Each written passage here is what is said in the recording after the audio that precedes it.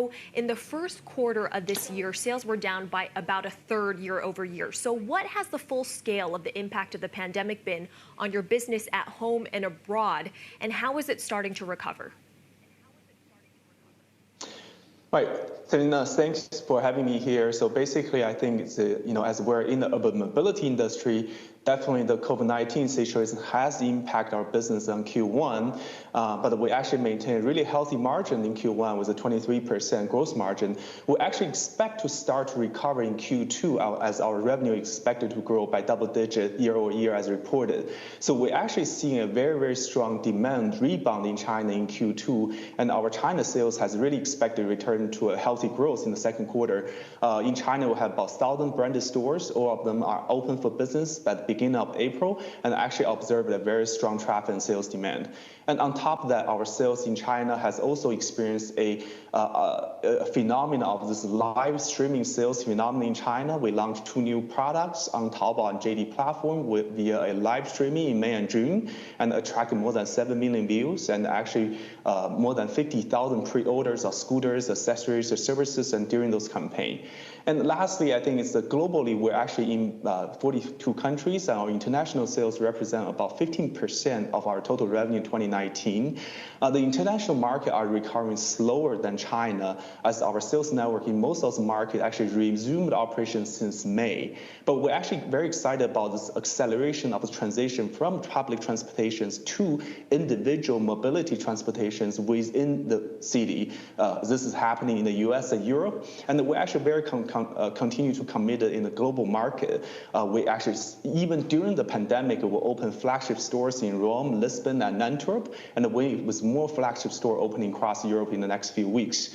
And lastly, I think we also support about 19 sharing operators across 14 countries. In recent weeks, as cities opening up, all our sharing operators actually seeing a strong growth in ridership. Just for example, our partner in Rebound, a sharing operator in the US, actually have observed a surging demand. Even my friends in New York City, in Manhattan right now, actually using Rebound, which is our new scooter, on a daily basis now.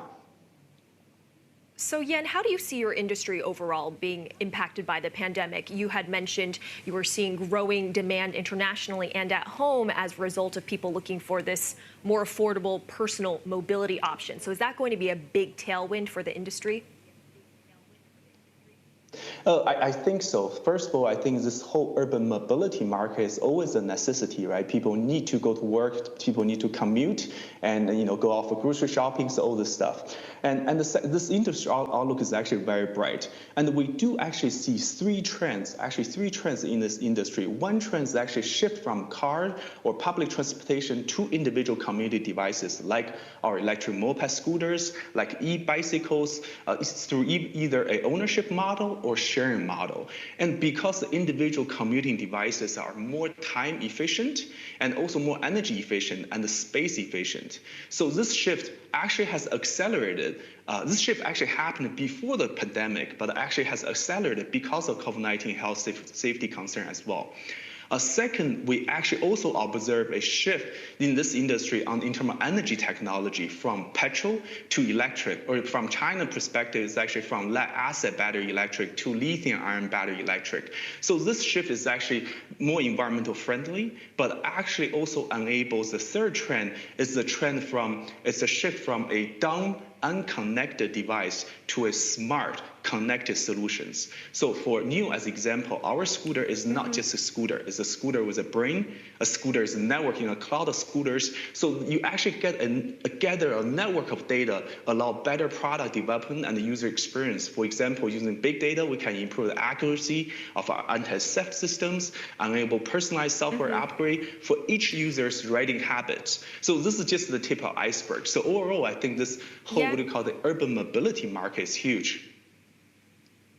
Yan, your expansion into the U.S. market came amid the trade war. So how have those increased tariffs impacted your business? Are you absorbing those costs? Are you passing them on to consumers?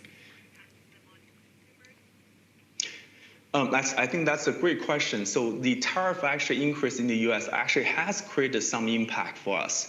Last year, our sales in the U.S. market is actually small compared to our global international market. But we actually do have high expectation of the U.S. market. We're seeing a huge demand from the sharing base, the sharing model. We're also seeing a huge demand from individual ownership model. So at this point, we're actually exploring options in terms of global manufacturing to enable us to enter the U.S., with reduced tariff. What locations are you looking at for that? So obviously, I think we're looking at locations in Southeast Asia, as well as we're looking at locations in Mexico and the potential U.S. as well. And right now, there is increasing bipartisan pushback in the U.S. towards China. In fact, the Senate recently passed a bill that could require Chinese companies to delist if they don't meet certain disclosure requirements. So what is your assessment of the situation, and are you preparing for a potential worst-case scenario? I think that's a great question. So we understood the bill is still in the Senate, is still a draft under review, but we're actually watching very closely for any update. Just recently, we actually see also a few other Chinese companies got listed in the U.S. Actually, all of them received good outcome. Even from our perspective, our stock has actually performed very well in the past few months or so. So, if you ask my personal view, I believe actually, a company with a strong competitive advantage in a promising market with a high growth business performance, I think that company will always be welcomed by the U.S. capital market.